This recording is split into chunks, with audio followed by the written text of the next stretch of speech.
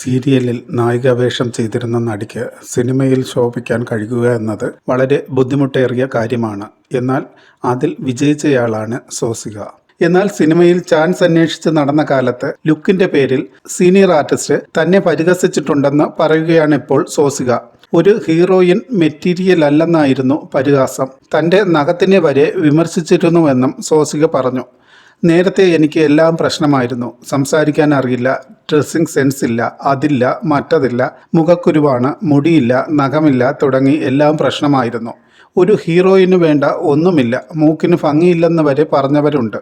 ഒരു ആർട്ടിസ്റ്റും എന്നെ വിമർശിച്ച് പറഞ്ഞിരുന്നു. ആദ്യ സിനിമ ചെയ്ത് നിൽക്കുന്ന സമയത്താണ് ഒരു സീനിയർ ആർട്ടിസ്റ്റ് പറഞ്ഞത്, നിങ്ങൾ ഹീറോയിൻ ഫേസ് അല്ലെന്ന്, ഹീറോയിൻ മെറ്റീരിയൽ അല്ല. അന്ന് ഈ വിമർശനമെല്ലാം കേട്ട സമയത്ത് ഞാൻ മനസ്സിൽ വിചാരിക്കുമായിരുന്നു, ഈ മുഖക്കുരു വെച്ചിട്ട് തന്നെ ഞാൻ അഭിനയിച്ച് അവരുടെ മുന്നിൽ ചെന്ന് നിൽക്കുമെന്ന്.